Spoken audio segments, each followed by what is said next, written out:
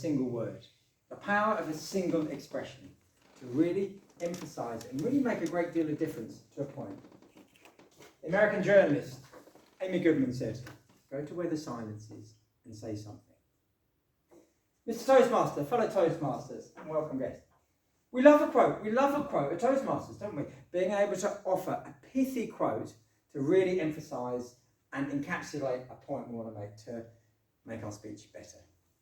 If we use quotes well, it's a wonderful thing. If we use quotes not so well, not so much. So let's spend a bit of time looking at how to use a quote really well in a speech. I'm going to break it down into 3 areas. I'm going to talk about what type of quotes, when to use a quote, and how to use a quote. Firstly, what type of quote? I don't know about anyone else, but I've had enough of hearing quotes that I've already heard. The quotes that I've already heard are really well known. What is the point of saying them? So, those, be the change you want to be. Those, we can fight them on the beaches. Those, live your best life. I think we can just park them. We can just put them to one side. Offer quotes that are interesting and unusual and playful and probably ones that you care about and that you own. Draw on all sorts of resources. Draw on the professional, draw on the personal, draw on the written word, draw on the high culture, draw on the low culture. Be equally comfortable with a politician. Charles de Gaulle, he said, nothing great can be accomplished without passion. Probably in French, rien de spécial ne puisse être accompli sans de la passion. Be able to share that. Draw from philosophy. Thoreau, 19th century philosopher. The mass of men live a life of quiet desperation. Or draw from music. One of my favourites, Cat Stevens. From the moment I could talk, I was ordered to listen.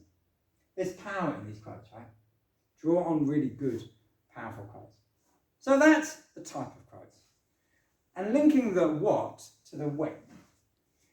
I think great wisdom says, say a quote at the beginning of a speech, bring you in, say a quote at the end of the speech, take you out.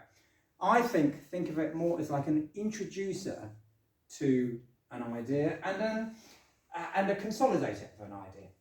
As an example, we're giving a speech on sustainability, on the environment, stuff you care about now, correct? And we quote Joni Mitchell in her great song, Big Yellow Taxi. We say, they took all the trees, put them in a tree museum, and they charged the people $1.50 just to see them. It brings us really well into that topic. Or do it on the way out. Perhaps you're giving a speech about encouraging people to take action, encouraging people to take a first step. And use a quote by Martin Luther, who said, the best time to plant a tree was 20 years ago. Second best time is today. So it links bringing them in, bringing them out. So that's the what, that's the when. Let's look at the how. I've got 4 different little rules of thumb for the how. The acronym is PAPA. PAPA. Firstly, the P, the preamble. I don't know about you, but I don't like a preamble that is really long. As the great Greek philosopher Plutarch said during the first Punic War, or was it the second Punic War? I can't really remember. No, just say, as Plutarch said. Just give it that, no preamble, simple introduction. Attribution. Who said it? Who said this quote? It's really important. I heard this most brilliant, terrible attribution. So this is a quote I know. Franklin D. Roosevelt, President of the United States, said about Nicaraguan dictator Somoza, he may be a son of a bitch, but he's our son of a bitch. I heard a politician on the radio the other day said, true, he said, I can't remember which American president said about which bad dictator, and then he gave the quote. The quote lost all of its power because he couldn't attribute it. It didn't help at all. So, attribution. My second P is patronising. The word famously, it really annoys me. If someone says, as John Smith famously said, well, if it's famous, we all know, right? And if we're sitting in the audience and we don't know, we just feel stupid. So get rid of that word famously.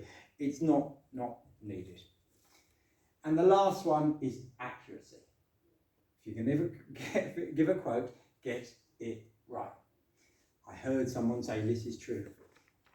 The great Chinese philosopher Confucius said, a journey of 100 miles starts with a single step. Did he say 100 miles? He said 1,000 miles. Don't get the quote wrong. It's really, really important to get it right. So, I've shared some thoughts. I've shared some ideas. What about you all? Quick show of hands. Who here likes to use a quote in their speeches? Who brings one in occasionally? Yeah. Who would like to bring a quote in occasionally? Oh, there's more, a few hands go up. My encouragement is go and look for some. Find some that speak to you. Something that means something that adds value to your speech. It can make a really, really big difference.